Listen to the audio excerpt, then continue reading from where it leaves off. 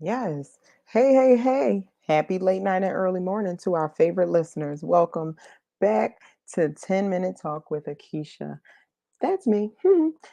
Episode 3, we are going to talk about hidden triggers. Okay. But before we jump into it, I just want to let you all know that today's episode has been brought to you by Aquisha Harris and Company, where they offer personal and professional development to those who want to outgrow the status quo. Yes. Don't you love it? I know I do. Okay. So I think we had a really good talk yesterday, right? Where we talked about traumas, triggers, and tears. Now, again, disclaimer, I'm not a medical professional. I am not a licensed clinician.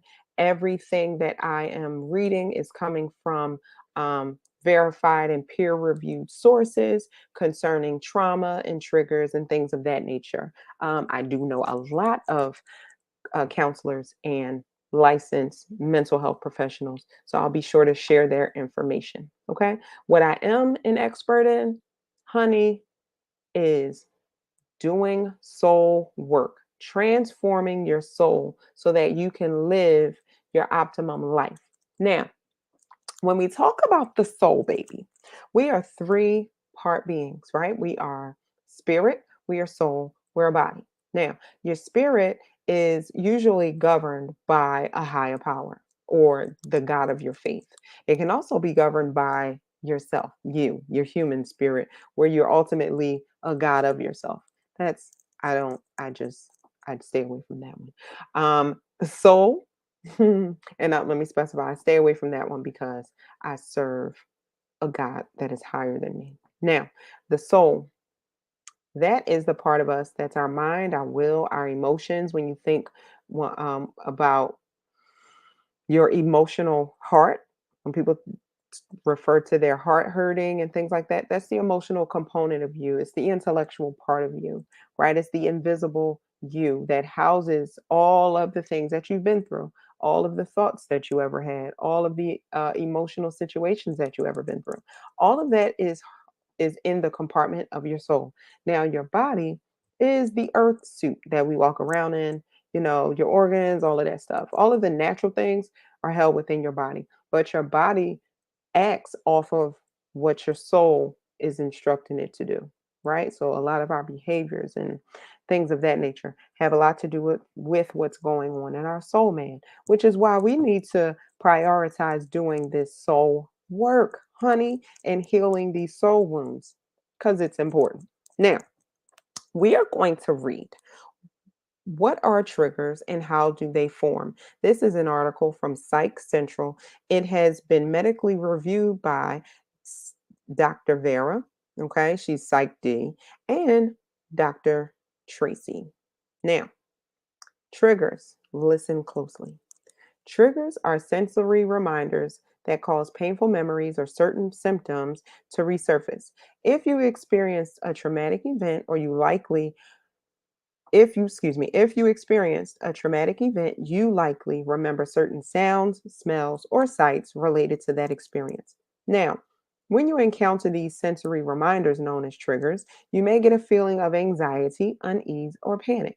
Or perhaps you live with substance use disorder where the smell of alcohol or certain scenes can trigger your symptoms. Now, triggers can be anything from a holiday to a perfume scent to a loud voice. What is a trigger? In psychology, a trigger is a stimulus that causes a painful memory to resurface. A trigger can be any sensory reminder of the traumatic event, a sound, sight, smell, physical sensation, or even a time of day or season. For instance, the sound of fireworks can be trigger for a combat veteran with post-traumatic stress disorder, also known as PTSD.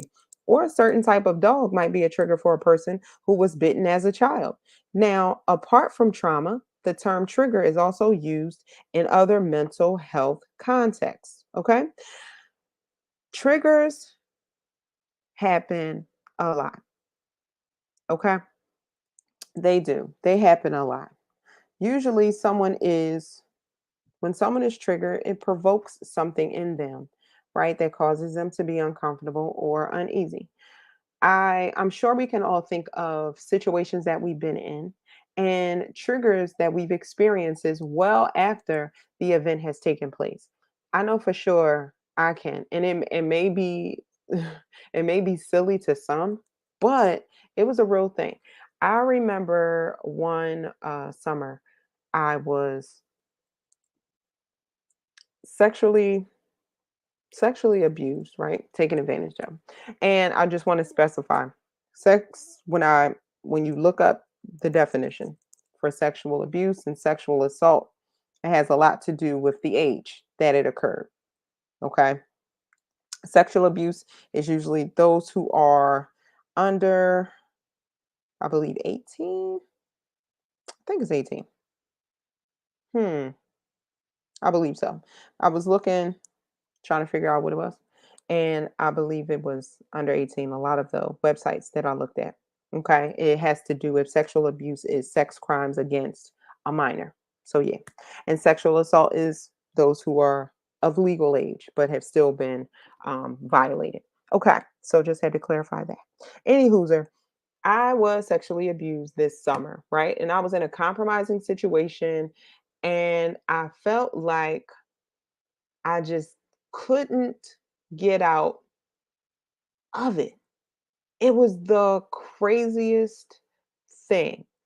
Like I remember twisting my ankle at a barbecue or something like that. Something. I remember twisting my ankle outside.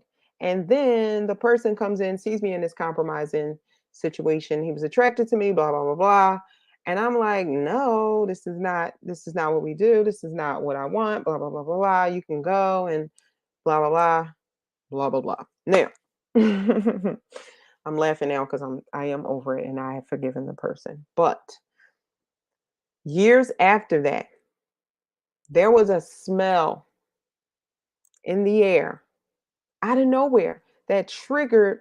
It kind of froze me a little bit because it. I can't even describe it. It was just something like you just have to know. If you know, you know, right? And I smelled this summer breeze kind of trees mixed with the grill. It was just like a thing. Like I remember the smell. Like my brain stamped it in my it was just stamped in my brain when the offense took place, right? And then years later I smelled it again and I was like caught off guard because I'm like, oh my God. And for a few minutes I relived that. And I was like, what? Oh my God. That's That's nuts. That crazy. It's crazy. It almost threw me off my square. Now I can't say it um hit me as hard as a combat veteran, hearing fireworks. I can't say that it had that same effect on me, but it did trip me up and it caused me kind of emotionally I responded. So I know my attitude changed and I kind of internalized what happened and revisited those emotions and kind of had this whole thing because during the time after I think like college time I did uh go into depression for I was in yeah I didn't realize I was depressed as long as I was, but yeah, like behavior changed, attitudes changed, things changed, my whole personality was different. It was just crazy. It was a crazy time, but God is good. Amen. So when I talk about these, when we talk about these triggers, they legit can come out of nowhere. And like I said, when I was triggered, I was already in like a melancholy place in life in general. So that trigger happening at that time was not very helpful because I was not in the best frame of mind. I was not in the best attitude. I did not have the right tools to understand what was going on. I didn't have the right language to express. I didn't really speak at all because if you know me, I'm very fun to be around. I'm funny. I'm usually the one who is making sure, everybody else is cool. At that time, I really wasn't concerned with disclosing anything personal happening to me, right? Because I had, trust issues and I didn't really want to let that side of me be known. Now, when I did, child, I I call myself having a vulnerable, and this was post college. I know that I was grown. I was over uh 21. Yeah, it was a few years after college. I call myself being more vulnerable and opening up and letting people in. Well, I decided to have this conversation because it only seemed right. Okay. And this is a little bit off task, but it only seemed right because the person who was talking to me was telling me about a friend's of one of her friends being sexually abused. And it was like, oh my God, this is horrific. Like anytime a woman is abused or assaulted, or a man, for anybody, man or woman, man, woman, or child, anybody, anytime somebody is violated, it is just really disgusting. Okay. Like I can't take that at all. Now, the girl was telling me about her friend who was sexually abused, and we're like, oh my God, that's a horrible, that's a horrible situation.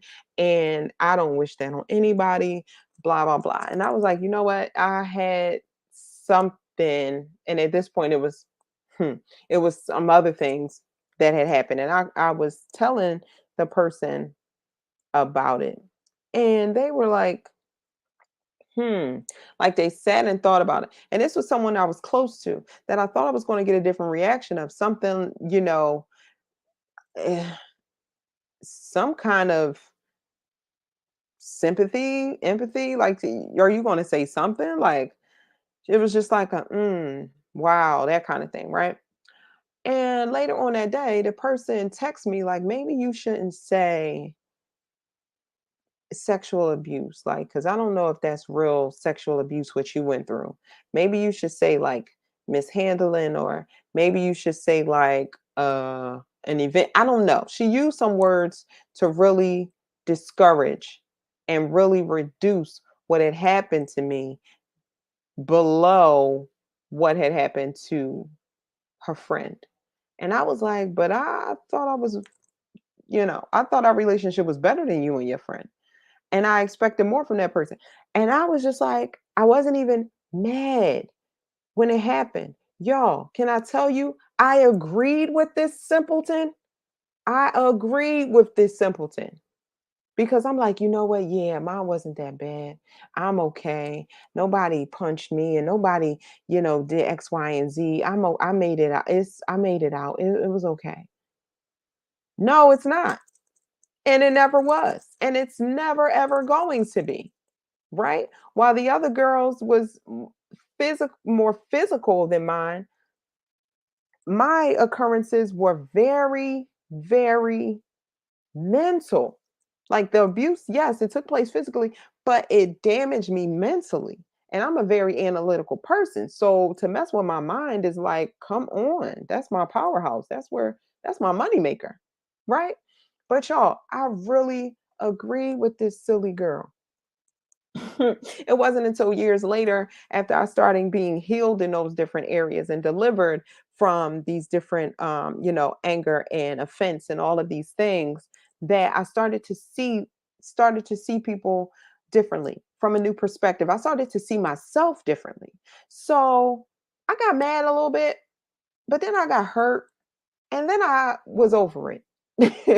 Because when I got to the point where I knew I couldn't expect much from that person, and I also knew that I wasn't going to harbor resentment against that person, I had to release her because it showed me who she was. That had nothing to do with me. That wasn't an indictment on me. That was on that person. So when I tell you your soul is the central part of you, it will drive your thoughts and it drives your behavior.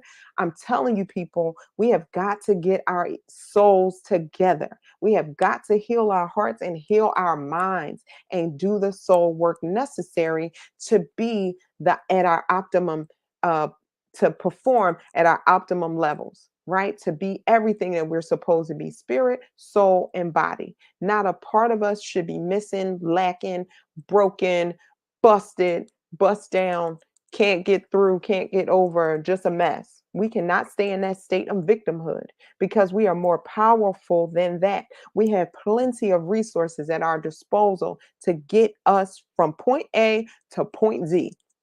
Okay? We are going to do this and live life according to what God has for us. That's what we absolutely have to do. Now, it's real out here. I'm off my soapbox, off my soapbox. I say all that to say triggers are real. Triggers are real. But as you grow and as you get the help and as you deal with your soul, you don't have to be you don't have to be what's the word I want to use? It doesn't have to halt your progress, right? It doesn't have to change your life or your course of action. It doesn't have to immobilize you. But we have to just identify it and then deal with the emotions that are attached to it so that when we ever are faced with these situations again or anything remotely close to it, we have the tools to be able to handle it. Okay? Huh. Now, I hope that got you excited to sign up for our Heal Your Heart Masterclass. Yes, baby. Yes, yes, yes, yes.